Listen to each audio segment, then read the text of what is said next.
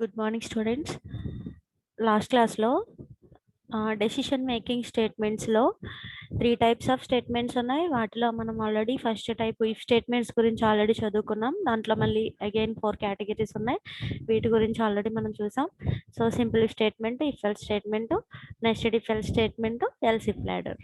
Okay, simple if statement, if else statement రెండు statements కూడా use to check only one condition. Nested if else statement అయితే use to check 2 conditions. More than 2 conditions if you want to check, use else if ladder statement. So else if ladder statement గురించి already మనం చూసాం నిన్న. Number of if conditions, else if conditions అనేవి మనకి ఇక్కడ కనిపిస్తాయి ఈ స్టేట్మెంట్లో, ఎల్స్ ఇఫ్ ladder స్టేట్మెంట్లో. ఈ ఎల్స్ ఇఫ్ ladder స్టేట్మెంట్లో ఉన్న ఒక డిసడ్వాంటేజ్ ఏంటంటే, మెయిన్గా ఒక డిసడ్వాంటేజ్ ఏంటంటే నిన్న చెప్పుకున్నాం క్లాస్లో. ఫస్ట్ మనం ఎల్స్ ఇఫ్ లాడర్ స్టేట్మెంట్లో ఎన్ని నెంబర్ ఆఫ్ స్టేట్మెంట్స్ని మనం ఇంక్లూడ్ చేయాలనుకుంటున్నాం, మొత్తం అన్ని నెంబర్ ఆఫ్ స్టేట్మెంట్స్ని ఇంక్లూడ్ చేసాం. ఫర్ ఎగ్జాంపుల్ ఒక 10 కండిషన్స్ని మనం ఇంక్లూడ్ చేసాం అనుకోండి. ఎన్ని కండిషన్? 10 కండిషన్స్ని ఇంక్లూడ్ చేసాం. 10 కండిషన్స్ని ఇంక్లూడ్ చేసిన తర్వాత చూడండి, ఇందులో ఎగ్జిక్యూషన్ ఎలా జరుగుతుంది? 1 by 1 సీక్వెన్షియల్గా ఒకదాని తర్వాత ఒకటి ఎగ్జిక్యూషన్ అనేది జరుగుతుంది. సో ఫస్ట్ కండిషన్ 1 దగ్గరకు వచ్చింది control. So if condition 1 condition కనుక ట్రూ అయితే స్టేట్మెంట్ బ్లాక్ ఎగ్జిక్యూట్ అవుతుంది. ఎప్పుడు?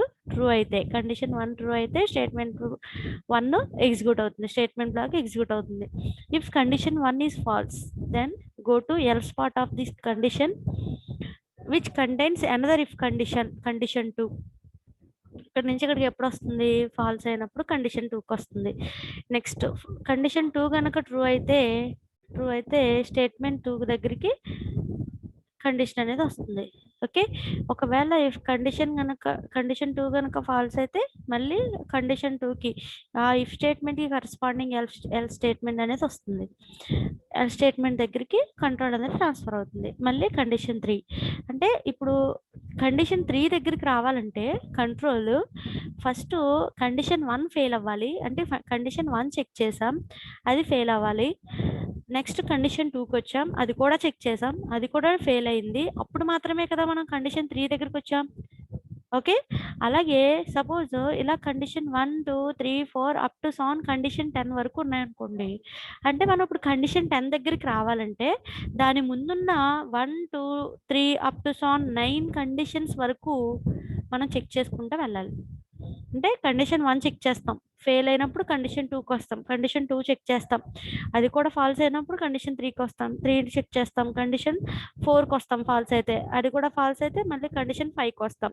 ఇలా కండిషన్ 10 దగ్గరికి రావాలంటే మనం before coming to condition 10 we need to check 9 conditions.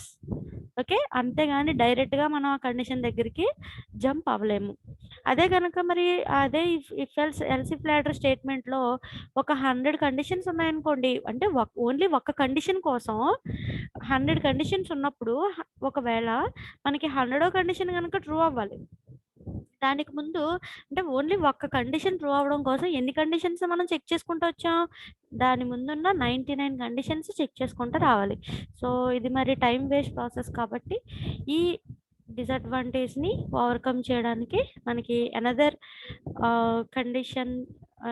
Decision making statement is called as switch statement. Okay, so switch statement is used for complex programs when the number of alternatives increases. So number of conditions లేదా number of cases కనుక మనకి increase అయినప్పుడు ఈ switch స్టేట్మెంట్ని మనం use చేస్తాం. Switch statement tests the value of the given variable against the list of case values. So ఈ switch స్టేట్మెంట్లో ఇప్పుడు చెప్పుకున్నాం, ఎల్స్ ఇఫ్ లాడర్ స్టేట్మెంట్లో ఉన్న డిసడ్వాంటేజ్ని ఓవర్కమ్ చేయడానికి మనకి స్విచ్ స్టేట్మెంట్ అనేది ఒకటి ఉందని చెప్పుకున్నాం. సో ఎల్స్ ఇఫ్ లాడర్లో ఉన్న డిసడ్వాంటేజ్ ఏంటి? ఎంత కండిషన్ దగ్గరికి రావాలంటే n-1 కండిషన్స్ చెక్ చేసుకుంటూ రావాలి. Then only we reach to condition n. అదే స్విచ్ స్టేట్మెంట్లో మనం ఇక్కడ ఎగ్జిక్యూషన్ ఎలా జరుగుతుందంటే no need of go to every condition. Okay, ఇక్కడ కండిషన్ అనకూడదు, వాల్యూ అనాలి. సో ఇక్కడ స్విచ్ స్టేట్మెంట్లో మనకి సింటాక్స్ ఎలా ఉంటుందంటే స్విచ్, ఇక్కడ ఎక్స్ప్రెషన్ ఇచ్చాం, ఈ ఎక్స్ప్రెషన్కి ఏదో సమ్ వాల్యూ అనేది జనరేట్ అవుతుంది. ఎక్స్ప్రెషన్ క్యాలిక్యులేట్ అయిన తర్వాత సమ్ వాల్యూ జనరేట్ అవుతుంది. ఆ వాల్యూని బేస్ చేసుకుని సపోజ్ ఇక్కడ వాల్యూ 2 అనుకోండి, ఇక్కడ కింద మనకి స్విచ్లో ఇది ఓపెనింగ్, ఇది ఇక్కడ స్విచ్ అనే స్టేట్మెంట్ని రాయడానికి స్విచ్ అనేది కీవర్డ్. ఇప్పుడు ఇఫ్ స్టేట్మెంట్కి ఇఫ్ అనే కీవర్డ్ ఎలా రాసాం, ఇఫ్ ఎల్స్ స్టేట్మెంట్లో ఇఫ్ ఒకటి కీవర్డ్, ఎల్స్ ఒక కీవర్డ్ ఎలా రాసాం, అలాగే ఇక్కడ స్విచ్ స్టేట్మెంట్లో స్విచ్ అనేది కీవర్డ్. అంటే స్విచ్ కండిషన్ని, స్విచ్ స్టేట్మెంట్ని మనం స్టార్ట్ చేసేది స్విచ్ అనే కీవర్డ్తో. ఇది ఓపెనింగ్ బ్రేస్, ఇది క్లోజింగ్ బ్రేస్. ఈ స్విచ్కి బాడీలో ఏముంటాయంటే కేసెస్ ఉంటాయి. కేస్ అనేది కూడా ఒక కీవర్డే. ఇక్కడ కేస్ వాల్యూ 1 వాల్యూ ఇస్తాం. ఇక్కడ 1 ఇవ్వచ్చు, ఏ ఇవ్వచ్చు, ఆల్ఫాబెట్స్ ఇవ్వచ్చు, లేదా నెంబర్స్ ఇవ్వచ్చు. కేస్ వాల్యూస్గా ఆల్ఫాబెట్స్ ఆర్ నెంబర్స్ని మనం ఇస్తాం. ఆల్ఫాబెట్స్ ఇచ్చామనుకోండి A within single quotations ఇవ్వాలి. నెక్స్ట్ వాల్యూ 2 దగ్గర B within single quotations. అలాగే నెంబర్స్ ఇచ్చారనుకోండి, కేస్ వాల్యూ 1 దగ్గర 1 ఇస్తారు, కేస్ వాల్యూ 2 దగ్గర 2 ఇస్తాం అన్నమాట. అలా సో మొత్తాన్ని ఇక్కడ కేస్ అనేది కీవర్డ్ స్పేస్ ఇచ్చి మనం కేస్ వాల్యూని ఇస్తాం. సపోజ్ ఇక్కడ ఎక్స్ప్రెషన్ వాల్యూ కనుక 3 అనుకోండి, so first case value check చేస్తుంది, వాల్యూ ఎక్స్ప్రెషన్ వాల్యూ రెండింటిని చెక్ చేసుకుంటుంది. కేస్ ఇది ఫస్ట్ వాల్యూ కాబట్టి వాల్యూ 1 ఉంటుంది, 3 ఈజ్ నాట్ ఈక్వల్ టు 1, అప్పుడు ఈ బ్లాక్ దగ్గరికి కంట్రోల్ అనేది ట్రాన్స్ఫర్ అవ్వదు. ఈ కేస్ మ్యాచ్ అవ్వలేదు కాబట్టి ఎవ్రీ టైం కేస్ వాల్యూని ఎక్స్ప్రెషన్ వాల్యూతో, ఎక్స్ప్రెషన్ దగ్గర వచ్చిన రిజల్ట్ యొక్క వాల్యూతో కంపేర్ చేసుకుంటూ వెళ్తుంది. వాల్యూ 1 కనుక ఎక్స్ప్రెషన్ వాల్యూతో ఈక్వల్ అయితే అక్కడ ఉన్న బ్లాక్లో స్టేట్మెంట్స్ ఎగ్జిక్యూట్ అయిపోయి అక్కడతో బ్రేక్ అయిపోతుంది. అంతేగాని కేస్ 2 దగ్గరికి మళ్ళీ ఎగ్జిక్యూషన్ కోసం వెళ్ళదు. ఓకే, ఇక్కడ బ్రేక్ స్టేట్మెంట్ అనేది ఇక్కడ ఈ కేస్ని ఇక్కడతో బ్రేక్ చేయడం కోసం. నెక్స్ట్ తర్వాత కేస్ 2 ఎక్స్ప్రెషన్ వాల్యూ కనుక ఈ కేస్ వాల్యూ 2తో మ్యాచ్ అయితే ఇక్కడ ఉన్న బ్లాక్లో ఉన్న స్టేట్మెంట్స్ అనేవి ఎగ్జిక్యూట్ అవుతాయి. ఎగ్జిక్యూషన్ కంప్లీట్ అయిపోయాక అక్కడ లాస్ట్లో ఆ కేసుతో అక్కడికి స్విచ్ స్టేట్మెంట్ బ్రేక్ అయిపోతుంది. అంతేగాని కేస్ 3 దగ్గరికి కంట్రోల్ అనేది ట్రాన్స్ఫర్ అవ్వదు. ఓకే, మిగిలినవన్నీ కూడా స్కిప్ అయిపోతాయి అన్నమాట. సపోజ్ ఇలా మనం స్విచ్ స్టేట్మెంట్లో ఒక 5 కేసెస్ రాసామనుకోండి, వచ్చిన ఎక్స్ప్రెషన్ 3 అయితే ఫస్ట్ 1 దగ్గరికి వస్తాం, 3 ఈజ్ నాట్ ఈక్వల్ టు 1 కాబట్టి leave this case. Next go to next case, 2 is not equal to 3, not match, then leave this case and go to next case, 3 is equal to 3. So 3 third కేసులో value 3 మన expression value 3 equal అవుతాయి కాబట్టి third కేసులో ఉన్న black 3 statements execute అయ్యి అక్కడితో break అయిపోతుంది. మిగిలిన కేస్ 4, కేస్ 5 రెండు కూడా స్కిప్ అయిపోతాయి. అంతేగాని అక్కడికి కంట్రోల్ అనేది ట్రాన్స్ఫర్ అవ్వదు. సో మొత్తం టోటల్గా ఇంకా అక్కడికి కంట్రోల్ అనేది ట్రాన్స్ఫర్ అవ్వకుండా కోడ్ మొత్తాన్ని కూడా మనం స్కిప్ చేసేస్తాం. ఒకవేళ మనకి ఇక్కడ ఎక్స్ప్రెషన్తో వచ్చిన వాల్యూ, సపోజ్ కేస్ వాల్యూస్ 5 ఉన్నాయి అనుకోండి, మన ఎక్స్ప్రెషన్లో వచ్చిన వాల్యూ 6 అనుకోండి, మొత్తం మనం స్విచ్ స్టేట్మెంట్లో ఎన్ని కేసెస్ రాసాం, case 1, case 2, case 3, case 4, case 5 cases రాసాం. వాల్యూస్ దగ్గర 1, 2, 3, 4, 5. ఎక్స్ప్రెషన్ వాల్యూ ఎంత వచ్చిందంటే 6 వచ్చింది. ఇప్పుడు మరి ఏ కేసుతో మ్యాచ్ అవుతుంది? 1 ఈక్వల్ టు 6 చెక్ చేస్తాం, కాదు. Go to next case, 2 equal to 6 check చేస్తాం, no, not match. Then go to third case, 3 is not equal to 6, again 4 is not equal to 6, and last case 5 is not equal to 6. అంటే ఏ కేసుతోనూ కూడా వచ్చిన expression value అనేది match అవ్వలేదు. మరి ఇటువంటి కేసులో ఏం చేస్తామంటే, మనకి స్విచ్లో ఇంకొక అడ్వాంటేజ్ ఏంటంటే డిఫాల్ట్ స్టేట్మెంట్ అనేది ఒకటి ఉంటుంది. ఈ డిఫాల్ట్ కేసులో కేసు అనేది ఎప్పుడు వర్క్ అవుతుందంటే, ఏ కేసు మ్యాచ్ అవ్వకుండా స్విచ్లో మనం ఇచ్చిన స్విచ్లో మన కేసెస్లో మనం ఇచ్చిన వాల్యూస్ ఏది కూడా ఎక్స్ప్రెషన్ వాల్యూతో కనుక మ్యాచ్ అవ్వకుండా ఉంటే అటువంటప్పుడు ఎగ్జిక్యూట్ అయ్యేది ఏంటంటే డిఫాల్ట్ కేసు. ఈ డిఫాల్ట్ కేసు అనేది ఏ కేసు మ్యాచ్ అవ్వనప్పుడు ఎగ్జిక్యూట్ అవుతుంది. ఇందులో మనకి ఎప్పుడైతే డిఫాల్ట్కి వచ్చిందో డిఫాల్ట్ బ్లాక్లో ఉన్న స్టేట్మెంట్స్ ఎగ్జిక్యూట్ అవుతాయి. నెక్స్ట్ అక్కడ కూడా బ్రేక్ అవుతుంది, కంట్రోల్ అనేది అక్కడతో బ్రేక్ అయిపోయి నెక్స్ట్ స్టేట్మెంట్ ఎక్స్కే ట్రాన్స్ఫర్ అవుతుంది. ఓకే, ఫర్ ఎగ్జాంపుల్ దీనికి ఇప్పుడు ఫ్లో చార్ట్ చూద్దాం. సో కంట్రోల్ అనేది ఎలా ట్రాన్స్ఫర్ అవుతుంది ఏంటి అనేది ఫ్లో చార్ట్ చూద్దాము. ఇక్కడ డిఫాల్ట్ కేసు అనేది ఉంది కదా, అది ఆప్షనల్ కేసు, అంటే ఖచ్చితంగా ఎగ్జిక్యూట్ అవ్వాలని ఏం లేదు. కేసెస్ అనేవి మ్యాచ్ అయితే అది స్కిప్ అయిపోతుంది. కేసెస్ అనేవి ఏమి మ్యాచ్ అవ్వనప్పుడు మాత్రమే డిఫాల్ట్ అనేది వర్క్ అవుతుంది. ఓకే, నెక్స్ట్ ఫ్లో చార్ట్ చూద్దాం. అంటే ఈ స్విచ్ స్టేట్మెంట్ వర్కింగ్ అనేది ఎలా ఉంటుందని చెప్పడానికి ఫ్లో చార్ట్ చూద్దాం. చూడండి, ఇది ఫ్లో చార్ట్. ఫస్ట్ ఎంటర్ అయ్యాము. నెక్స్ట్ ఇక్కడ స్విచ్ ఎక్స్ప్రెషన్, ఆ ఎక్స్ప్రెషన్ చెక్ చేసాము. ఎక్స్ప్రెషన్ వాల్యూ కనుక కేస్ 1 అయితే, ఈక్వల్ అయితే కేస్ 1లో ఉన్న కోడ్ ఎగ్జిక్యూట్ అవుతుంది. Again go to next statement. ఇదిగో స్టేట్మెంట్ ఎక్స్ దగ్గరికి కంట్రోల్ అనేది ట్రాన్స్ఫర్ అవుతుంది. మిగిలిన అన్ని కేసెస్ని కూడా వదిలేస్తుంది. గుర్తుపెట్టుకోండి, ఎగ్జిక్యూషన్ ఎలా జరుగుతుంది. ఫస్ట్ స్విచ్ దగ్గరికి వస్తాం.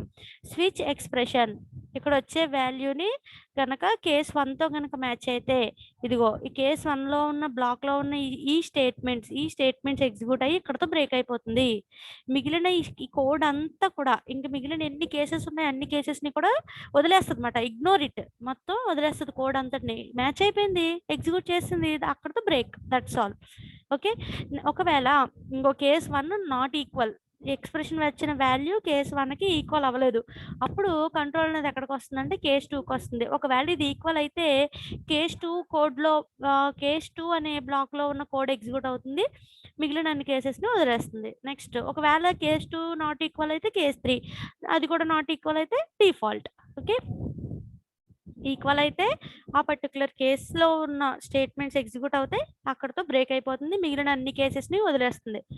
ఈక్వల్ కానప్పుడు నెక్స్ట్ కేసుకి ట్రాన్స్ఫర్ అవుతుంది. అలా అన్ని కేసెస్కి కూడా ఈక్వల్ కాకపోతే డిఫాల్ట్ కేసు అనేది వర్క్ అవుతుంది. ఓకే, ఇది working of switch statement. For example చూడండి, ఇక్కడ స్విచ్ నెంబర్ అనే ఒక వాల్యూని తీసుకున్నాం.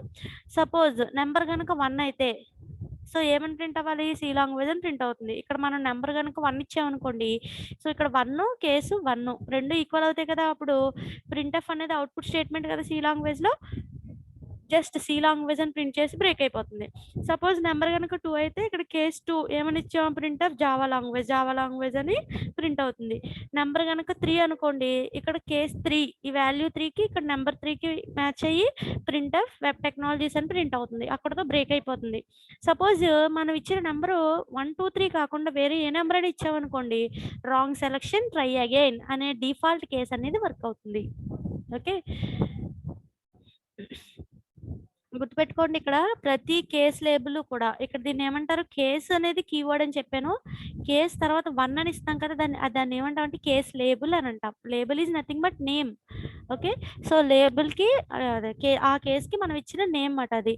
తర్వాత ఆ కోడ్లో మనం రాసే స్టేట్మెంట్స్ ఈ కేస్ లేబుల్కి మధ్యలో కాలన్ అనేది మనం యూజ్ చేయాలి. అంటే ఈ కేస్ 1కి బ్లాక్ స్టార్ట్ చేసే ముందు ఇక్కడ కాలన్ అనేది ఇవ్వాలి మనం. Okay, so this is about a switch statement.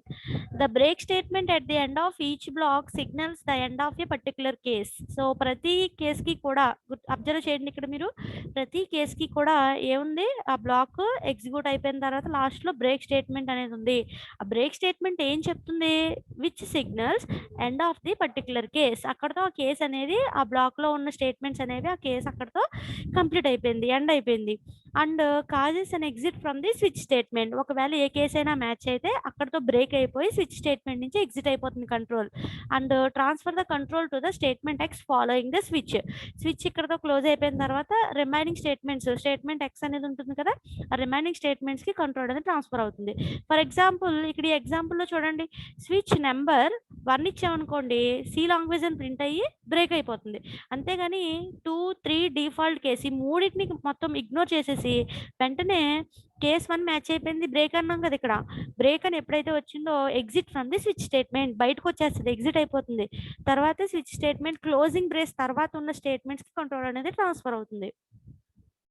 Okay, ఇక్కడ మనం ప్రతి స్విచ్ స్టేట్మెంట్కి కూడా డిఫాల్ట్ కేసు రాయాలంటే నో నీడ్, ఎందుకంటే default is an optional case. When represent it will be executed if the value of the expression does not match with any of the case values. ఇందాక చెప్పుకున్నాం కదా, ఎప్పుడు execute అవుతుంది ఇది, ఎప్పుడైతే మనకి కేస్ వాల్యూస్ దేనికి కూడా ఇక్కడ నెంబర్ అనేది అంటే ఇక్కడ స్విచ్ లో ఇచ్చిన ఎక్స్ప్రెషన్ వాల్యూ అనేది కేసెస్ లో ఏ కేస్ కి కూడా మ్యాచ్ అవ్వలేని సిచ్యువేషన్ లో మనకి డిఫాల్ట్ కేస్ అనేది వర్క్ అవుతుంది. Okay, so this is about switch statement. Next మరి అడ్వాంటేజెస్ ఆఫ్ స్విచ్ స్టేట్మెంట్. ఈ స్విచ్ స్టేట్మెంట్ వల్ల అడ్వాంటేజెస్ ఏంటి? First advantage, easy to debug. Debugging means finding out of errors in the program. ఎర్రర్స్ని find out చేసే ప్రొసీజర్ని ఏమంటామంటే debugging అని అంటాం. Easy to read and understand. చదవడానికి అర్థం చేసుకోవడానికి ఈజీగా ఉంటుంది. Easy of maintenance as compared with its equivalent if else statement. ఈ స్విచ్ స్టేట్మెంట్ని మెయింటైన్ చేయడం ఈజీ. దేంతో కంపేర్ చేస్తే ఎల్స్ ఇఫ్ లాడర్ లాంటి కాంప్లెక్స్ ఇఫ్ ఎల్స్ స్టేట్మెంట్స్తో కంపేర్ చేస్తే ఈ స్విచ్ స్టేట్మెంట్ని మెయింటైన్ చేయడం అనేది ఈజీ అవుతుంది. Like if else statement, switch statement can also be nested. If else statements లాగే ఒక స్విచ్ స్టేట్మెంట్ చూడండి. ఇప్పుడు ఇఫ్ ఎల్స్ చదివాము, దాని తర్వాత నెస్టెడ్ ఇఫ్ ఎల్స్ చదివాం కదా, అంటే one if else statement existing in అందరం చెప్పుకున్నాం. నెస్టింగ్ అంటే అదే కదా. సో అలాగే ఇక్కడ స్విచ్ స్టేట్మెంట్స్ని కూడా ఏం చేయొచ్చు అంటే నెస్టింగ్ చేయొచ్చు. అంటే ఒక స్విచ్ స్టేట్మెంట్ ఇంకో స్విచ్ స్టేట్మెంట్ని కూడా రాయొచ్చు. Executes faster than its equivalent else if construct. Else if స్టేట్మెంట్స్తో కనుక ఈక్వలెంట్ స్విచ్ దాంట్లో రాసిన కోడ్ కనుక రాస్తే ఎల్స్ ఇఫ్ దాంట్లో రాసిన దానికన్నా స్విచ్ స్టేట్మెంట్లో రాసిన కోడ్ అనేది ఫాస్ట్గా ఎగ్జిక్యూట్ అవుతుంది. ఓకేనా. సో ఇవి advantages of switch statement. Next, so ఇక్కడికి డెసిషన్ మేకింగ్ స్టేట్మెంట్స్లో 3 టైప్స్ ఆఫ్ స్టేట్మెంట్స్ అని చెప్పుకున్నాం. If, switch statement, conditional control statement. So if statements అయిపోయినాయి, 4 చెప్పుకున్నాము దాంట్లో. అలాగే స్విచ్ స్టేట్మెంట్ కంప్లీట్ అయింది. Next last statement in decision making statements, conditional control statement. ఈ కండిషనల్ కంట్రోల్ స్టేట్మెంట్ గురించి మనం ఆల్రెడీ ఒకసారి చెప్పాం. ఎక్కడంటే ఆపరేటర్స్ చెప్పుకున్నప్పుడు, చాప్టర్ 1లో ఆపరేటర్స్ చెప్పుకున్నప్పుడు కండిషనల్ కంట్రోల్ ఆపరేటర్ గురించి చెప్తాం. టెర్నరీ ఆపరేటర్ అంటారు దాన్ని నేను చెప్పాను. మీకు ఇది చాలా ఇంపార్టెంట్ క్వశ్చన్. డెసిషన్ మేకింగ్ స్టేట్మెంట్స్లో ఇఫ్ స్టేట్మెంట్స్ అనేవి చాలా చాలా ఇంపార్టెంట్. ఓకే, ఇంకా మూడో డెసిషన్ మేకింగ్ స్టేట్మెంట్ ఏంటి? Conditional control statement. దీన్ని కండిషనల్ కంట్రోల్ ఆపరేటర్ అని కూడా అంటాం. సేమ్ అక్కడ కండిషనల్ కంట్రోల్ ఆపరేటర్ సింబల్ ఏం చెప్పుకున్నాం? Question mark, colon. దీన్ని టెర్నరీ ఆపరేటర్ అని కూడా అంటారని చెప్పాను. ఎందుకు దీన్ని టెర్నరీ ఆపరేటర్ అని అంటారు? ఈ ఆపరేటర్ ఆపరేషన్ పెర్ఫామ్ చేయడానికి 3 ఆపరెంట్స్ కావాలి కాబట్టి దీన్ని టెర్నరీ ఆపరేటర్ అని అంటాం. కండిషనల్ కంట్రోల్ స్టేట్మెంట్కి మనం యూజ్ చేసే ఆపరేటర్ ఏంటంటే question mark, colon. Question mark, colon ఈ కాంబినేషన్లో, ఈ 2 సింబల్స్కి కాంబినేషన్లో ఉంటేదాన్ని టెర్నరీ ఆపరేటర్ లేదు కండిషనల్ కంట్రోల్ ఆపరేటర్ అని అంటాం. సో చూడండి ఇక్కడ సింటాక్స్ చూడండి. Expression 1 question mark, expression 2 colon, expression 3. ఇందులో ఎక్స్ప్రెషన్ 1ని ఫస్ట్ ఎగ్జిక్యూట్ చేసిన తర్వాత క్వశ్చన్ మార్క్ అంటే ఇక్కడ మనకి వచ్చే రిజల్ట్ ట్రూవా ఫాల్సా, ఆ చెక్ చేసే కండిషన్ ట్రూవా ఫాల్సా అనే దాన్ని బట్టి ఏ ఎక్స్ప్రెషన్ ఎగ్జిక్యూట్ అవ్వాలి, ఎక్స్ప్రెషన్ 2 ఎగ్జిక్యూట్ అవ్వాలా, ఎక్స్ప్రెషన్ 3 ఎగ్జిక్యూట్ అవ్వాలి అనేది డిపెండ్ అవుతుంది. సపోజ్ ఎక్స్ప్రెషన్ 1 కనుక చెక్ చేసిన తర్వాత, కండిషన్ని చెక్ చేసిన తర్వాత కండిషన్ కనుక ట్రూ అయింది అనుకోండి, కండిషన్ కనుక ఎక్స్ప్రెషన్ 1లో చెక్ చేసిన కండిషన్ కనుక ట్రూ అయింది అనుకోండి, then expression 2 will be executed. True అయినప్పుడు ఎక్స్ప్రెషన్ 2 అనేది ఎగ్జిక్యూట్ అవుతుంది. ఎక్స్ప్రెషన్ 3 ఏమో కండిషన్ ఫెయిల్ అయినప్పుడు ఎగ్జిక్యూట్ అవుతుంది. అంటే ఫాల్స్ అయినప్పుడు కండిషన్ 3 అనేది ఎగ్జిక్యూట్ అవుతుంది. సో ఇక్కడ ఈ సింటాక్స్ మనకి కంప్యూటర్లో ఎగ్జిక్యూట్ అయ్యేటప్పుడు, ఈ స్టేట్మెంట్ ఎగ్జిక్యూట్ అయ్యేటప్పుడు ఫస్ట్ ఎక్స్ప్రెషన్ 1 ఇవాల్యుయేట్ అవుతుంది. ఇవాల్యుయేట్ అయిన తర్వాత ఎక్స్ప్రెషన్ 1 నుంచి, అంటే ఆ కండిషన్ చెక్ చేసిన తర్వాత వచ్చే కండిషన్ రిజల్ట్ని బట్టి, అంటే రిజల్ట్ అంటే ఎయిదర్ ట్రూ అవ్వచ్చు, ఫాల్స్ అవ్వచ్చు. ట్రూ అయితేనేమో ఎక్స్ప్రెషన్ 2 ఎగ్జిక్యూట్ అవుతుంది, ఫాల్స్ అయితేనేమో ఎక్స్ప్రెషన్ 3 అనేది ఎగ్జిక్యూట్ అవుతుంది. ఓకే, సో ఫర్ ఎగ్జాంపుల్ కింద ఎగ్జాంపుల్ కోడ్ ఉంది చూడండి. So example, if X less than 0 అంటే నెగిటివ్ నెంబర్స్ అనుకోండి, ఫ్లాగ్ అనే వేరియబుల్ని 0కి ఇనిషియలైజేషన్ చేసాం. Else flag is equal to 1. ఇది ఏ స్టేట్మెంట్? ఇది ఇఫ్ ఎల్స్ స్టేట్మెంట్. అబ్జర్వ్ చేయండి, if condition true block, else false block, if else statement. దీన్నే మనం ఈ కండిషనల్ ఆపరేటర్ స్టేట్మెంట్ కింద ఎలా రాయొచ్చు అంటే ఫ్లాగ్ ఈజ్ ఈక్వల్ టు, చూడండి ఇదిగో ఇది ఎక్స్ప్రెషన్స్, ఎక్స్ప్రెషన్ 1, ఎక్స్ప్రెషన్ 2, ఎక్స్ప్రెషన్ 3. ఈ ఎక్స్ప్రెషన్ 1 ఏంటి? ఎక్స్ లెస్ దెన్ 0నా అనే కండిషన్ చెక్ చేసాం. ఒకవేళ X less than 0, okay X less than 0 అయింది, ట్రూ అయింది, అప్పుడు ఏంటి? ఫ్లాగ్ 0 ఇది ఈక్వల్ అవుతుంది, ఇది ఇనిషియలైజేషన్ అవుతుంది, 0ని తీసుకుంటుంది, 1ని స్కిప్ చేసేస్తుంది. సపోజ్ ఎక్స్ లెస్ దెన్ 0 కాదు, ఫాల్స్ అయింది కండిషన్, అప్పుడు ఏంటి? 1 అని తీసుకుంటుంది, 0ని స్కిప్ చేసేస్తుంది. ఓకే, రెండు కూడా ఈక్వలే. అంటే conditional control operator is equal to if else statement. Okay. So this is about decision making statements. మీకు యూనిట్ 2లో చాప్టర్ 1 ఇది. ఇంకా చాప్టర్ 2 లూపింగ్ స్టేట్మెంట్స్. ఇదమ్మా దీంట్లో మీకు మెయిన్‌గా 3 క్వెషన్స్ ఉంటాయి యూనిట్‌లో. 3 క్వెషన్స్ చదివితే గ్యారంటీగా మీకు 1 ½ క్వెషన్స్ మీరు అటెంప్ట్ చేయగలుగుతారు. 15 మార్క్స్. చాలా చాలా ఈజీ యూనిట్ ఇది. Okay. Okay. Chapter 2 we will discuss in tomorrow's class. Thank you.